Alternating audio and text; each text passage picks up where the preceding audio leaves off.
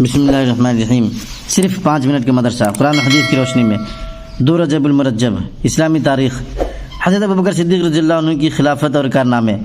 رسول اللہ صلی اللہ علیہ وسلم کے بعد حضرت ابوبکر صدیق رضی اللہ تعالیٰ عنہ مسلمانوں کے پہلے خلیفہ بنے۔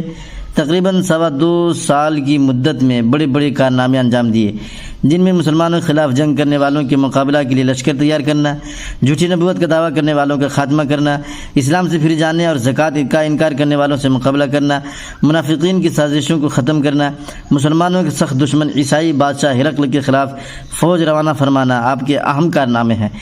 حضرت ابوبکر صدیق رضی اللہ عنہ بہت ہی سادہ زندگی کے مالک تھے، ہر ایک سے مل جل کر رہتے، ضرورت مندوں کا خیال رکھتے، مہمانوں کو کھانا کھلاتے، پریشانی میں دوسروں کے کام آتے اور کپڑے کی تجارت کر کے اپنا گزر بسر کرتے تھے۔ جب خلیفہ بنائے گئے تو صحابہ کے مشورے سے ایک عام مہاجر صحابی کی طرح بیت المال سے وظیفہ مقرر کیا، جس کی مقدار اتنی معمولی تھی کہ جب بیوی نے ایک مرتبہ میٹھی چیز کھانے کی خواہش ظاہر کی تو پیسہ نہ ہونے کی وجہ سے ان کی فرمائش پوری نہ کر سکے۔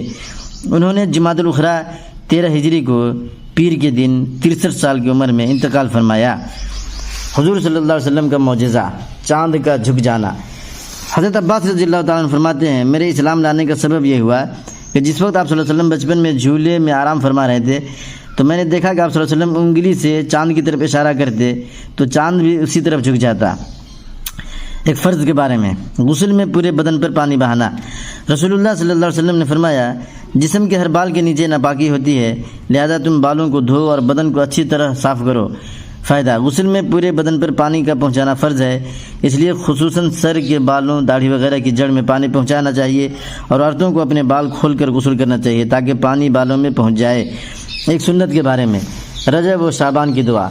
جب رجب کا مہینہ شروع ہوتا ہے تو حضور صلی اللہ علیہ وسلم یہ دعا پڑھتے، اللہم بارک لنا فی رجب و شعبان وبلغنا رمضان۔ ترجمہ، اے اللہ ہمیں رجب اور شعبان کے مہینے میں برکت عطا فرما اور ہمیں رمضان تک پہنچا دے۔ مشکوٰۃ شریف۔ ایک اہم عمل کی فضیلت، 2 رکعت تحیۃ الوضو ادا کرنا۔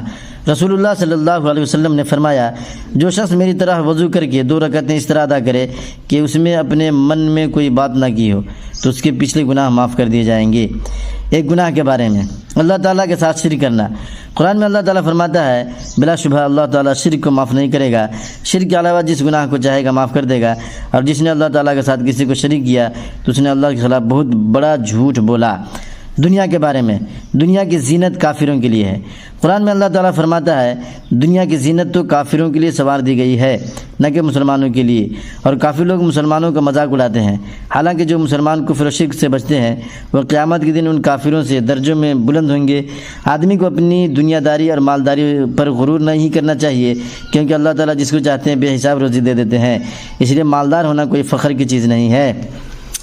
آخرت کے بارے میں، مردہ کی حالت۔ رسول اللہ صلی اللہ علیہ وسلم نے فرمایا، جب مردہ کو لوگ اٹھا کر چلتے ہیں تو اگر وہ نیک ہوتا ہے تو کہتا ہے مجھے جلدی آگے بڑھاؤ، اور اگر برا ہوتا ہے تو کہتا ہے ارے میری ہلاکت آئی، تم کہاں لے جا رہے ہو؟ اس کی آواز کو جنات اور انسان کے سوا اللہ تعالیٰ کی تمام مخلوقات سنتی ہے، اگر اس کی آواز انسان سن لے تو بے ہوش ہو جائے۔ طب نبوی سے علاج، ہر مرض کا علاج۔ حضرت عثمان غنی رضی اللہ عنہ سے مروی ہے کہ ایک مرتبہ میں بیمار ہوا تو رسول اللہ صلی اللہ علیہ وسلم عیادت کے لیے تشریف لائے اور یہ دعا پڑھ کر دم کیا اور جاتے ہوئے فرمایا، اے عثمان یہی پڑھ کر دم کر لیا کرو، بسم اللہ الرحمن الرحیم، اعیذک باللہ الاحد الصمد الذی لم یلد ولم یولد ولم یکن لہ کفوا احد من شر ما یجد۔ نبی پاک صلی اللہ علیہ وسلم کی نصیحت۔ رسول اللہ صلی اللہ علیہ وسلم نے فرمایا، اے لوگو سلام کو خوب پھیلاؤ، غریبوں کو کھانا کھلایا کرو، رات کو جب سب لوگ سو رہے ہوں تو تم نماز پڑھو، ان باتوں سے تم سلامتی کے ساتھ جنت میں داخل ہو جاؤ گے۔ ترمذی شریف، حدیث نمبر 2485۔